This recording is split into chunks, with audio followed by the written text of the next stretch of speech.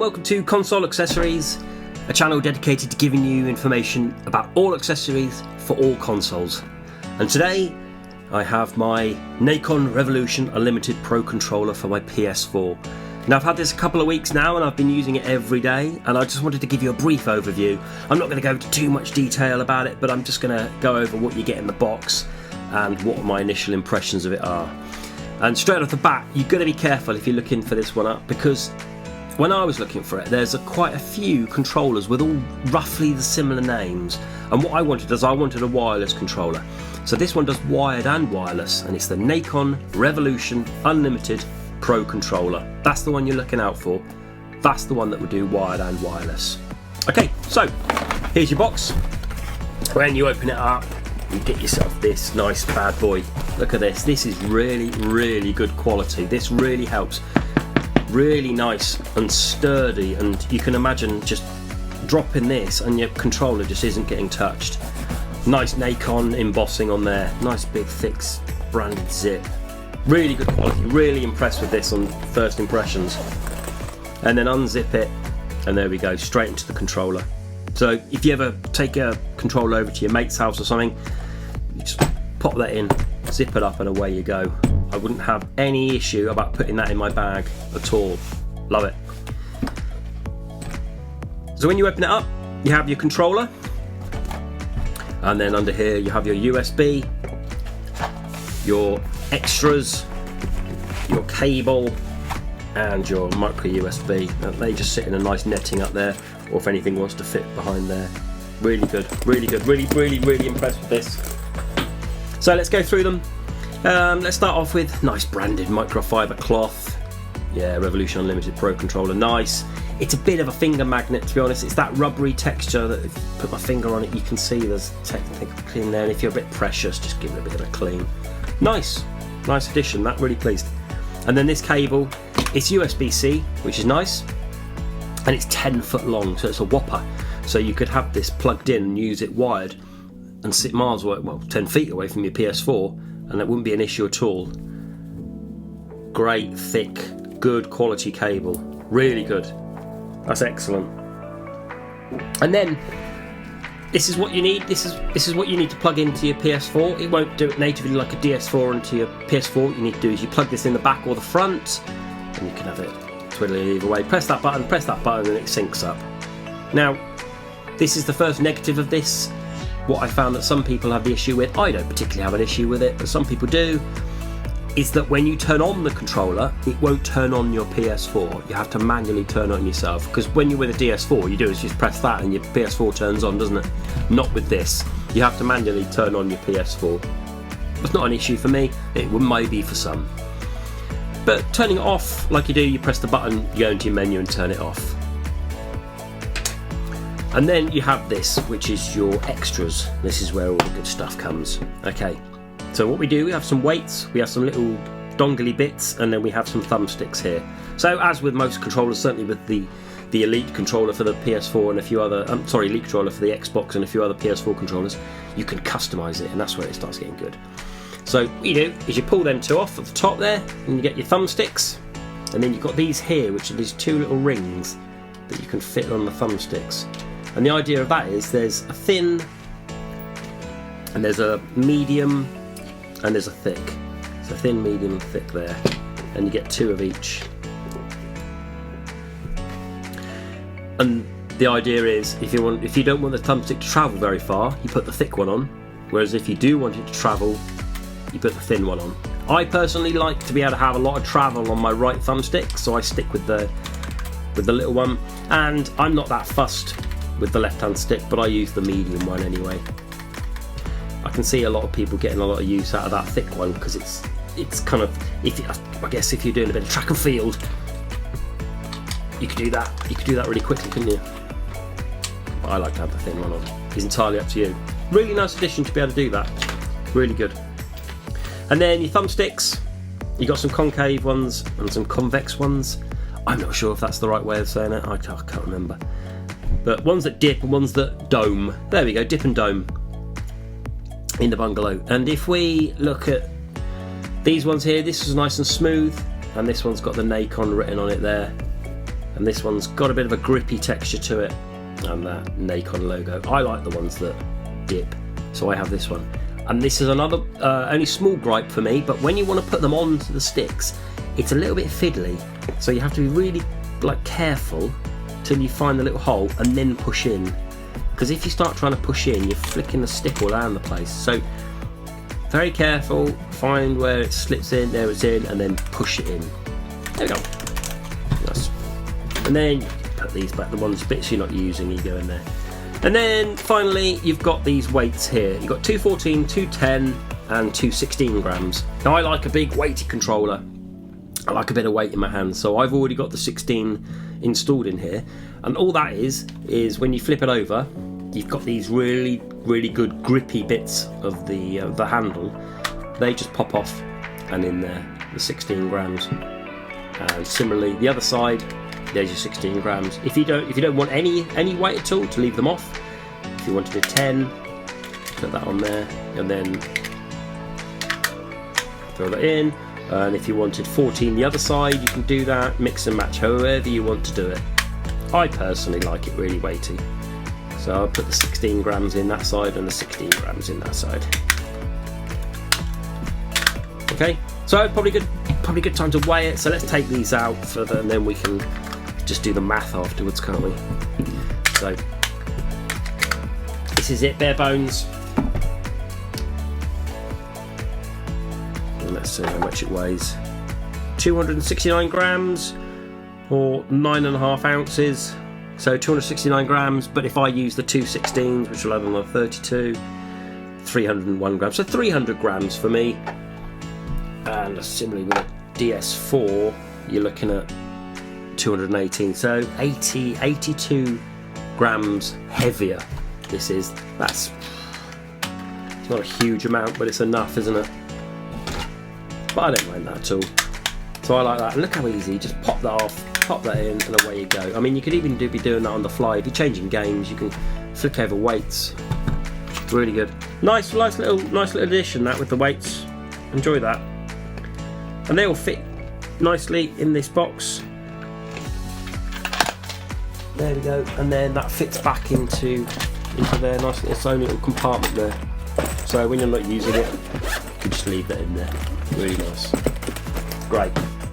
Okay, so let's go over the controller, shall we? At first off, if you notice that the sticks are offset, if you look at it compared to a DS4, and you've got the two sticks there, they're different. They've swapped over the D-pad and the joystick. That is very similar to what it is like on a Xbox controller, and as you can see, this really does look much more like an Xbox controller than it does a PlayStation 4 controller. And I know a lot of people swear by having the sticks in this orientation and don't really like using the DS4 simply because they are there. For me, I don't really mind. Doesn't really bother me either way. It is nice to have them there like the Xbox, but I don't have a problem with them being there. However, I know there was a lot of people out there where that is an issue, so this would be perfect for you. And as you can see, this is almost a carbon copy of an Xbox controller, isn't it? Very, very similar. Very similar. It's a lot more rounded edges, whereas the official Xbox it's got a bit of a sharper edge there, whereas it's a lot more rounder there. It's a lot more comfortable. And certainly with, I mean, you can't really compare it to DS4 because the grip is almost completely different. So that's the sticks, and then the D-pad there. It's nice and clicky. And then we've got the share and the options button, and the buttons, the triangle, circle, X and square. Clicky buttons, they're okay. They're not clicky, they're pressy buttons. They're very similar to the DS4. Nice. They seem to be working okay. And then the centre button there. And this touchpad here has got a really nice touch to it. It's got the triangle, circle, X and square embossed all over there multiple times. Really nice little feature. No light, so you won't be able to use it for PSVR. So there's no light. It's just where they plug in for the USB Type C. And here's the L1 and R1. Now these are clicky. These are lovely, real satisfying click. Yeah, loving that. And then the triggers here, a lot of travel. It comes with some software. I won't go into too much detail about the software, but you can set up profiles, you can set up how things work, and you can set how quickly you want that to activate. And that travel there, there's quite a lot of travel. It's really nice, really flicks back quickly. Can you see that? Yeah, that's really satisfying. And then to flip it over, a few buttons here, screw holes, and then along the top here, the profile. So you can have 4 different profiles indicated by one of these 4 LEDs on the front, and you can flick between them. There's a little switch here in the middle, switches between wireless and wired. So if you want to do it in wired mode, you have to flick it over that to use it. However, if you wanted just to charge it, you can leave it in wireless mode, because that's all I do. I leave it in wireless mode, plug it in, and use it while I'm using my PS4. I can leave it in that and have the cable plugged in, and then when I just put it down and turn the PS4 off, it just charges up straight away. And then we've got here with 1 and 2, which just talks about your profiles, and then your PC. If you want to use it on the PC, you have to have that flicked up. So I have that on 2 through my PS4 and the wireless, and then I can choose my profile. And then here is the volume. So you've got your 3.5mm port there, volume up and down, and then your mute.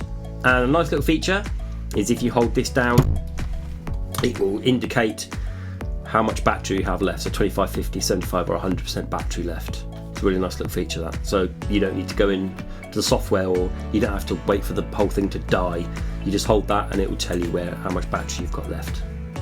See what I mean about the fingerprints there? Look, getting the fingerprints. So that's where your cloth comes in handy, especially when you're sweating away playing games.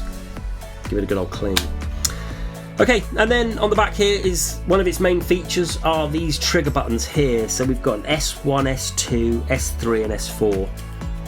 They're okay. So when you're holding it, I use these fingers, middle fingers here for these top 2 and these fingers for these bottom 2. They're not as easy to find as, I don't know if you've used an Elite controller or an Xbox. I mean, they're dead easy to find because they're massive, great big paddles, and they're lovely because you can just rest your fingers on them and press them. With these, you can rest your fingers on them without pressing them. It's okay. It's just you kind of have to find them a little bit, but once you found them, it's okay. You just leave your fingers on it. There's a little bit of a ridge there to kind of tell you where they are. So when you're feeling for it, you can do that, but you just leave it on there.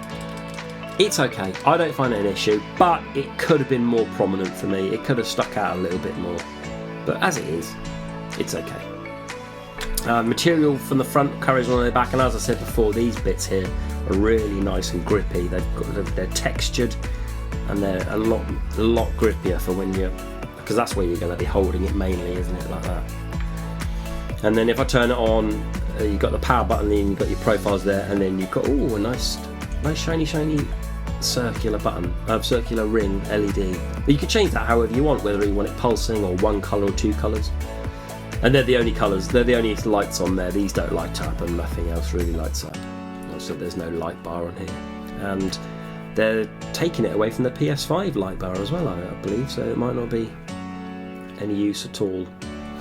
Okay, so as I said, I'm really enjoying this controller. I managed to bag it for £120. Now, that's quite a lot of money, because that's nearly 2.5 times what an official DS4 is. But I'm going to say this, that I think it's well worth the money. I'm really enjoying it. I'm really pleased with my purchase. I do like it because it's so comfortable. I like the weight of it. I like to be able to flick between profiles. I like the fact that I can change these, although I probably rarely will change them, but I like the fact that I can do that. I like everything about it. Like I was saying, the highlights of the issues are the not being able to turn the PS4 on. Needs to be a slight indentation for this, that it doesn't find it very easy, and obviously the price being £120. But for me, I'm really pleased I bought this, and I wouldn't hesitate to recommend this to anyone who's got a PS4 that just wants a really, really nice controller to look after. Because the DS4s, they're built okay, but I've had a couple that have broken, and I can see this is so well built. I mean, you can rattle it around and it hard. The only thing that really concerns moving is these bits, but that's because they come off. So, highly recommend this. it comes with some software and you have to go load it on a PC and a Mac and you play about with it and you have to set all the profiles. It is a bit tricky and I'll go through that on another video at some point. But once you've got it down and you've got your profile set, you kind of just load it on there and you leave it and you can set up your four profiles, which I've done, and I haven't had to touch the software since. But I'm just saying it's just a little bit more difficult to get into. It's a little bit tricky to get your head around of what works now. But once you've done it, you've done it, haven't you? So, okay, that's my brief overview on the Nacon. If you've got any questions, please leave it in the comments below. I'll happily answer them for you. And please do let me know if you're thinking about picking one of these up, or if you've got one, what do you think? Did I miss anything? And are you enjoying it as much as me? Okay, thanks very much, and till the next video. Bye bye.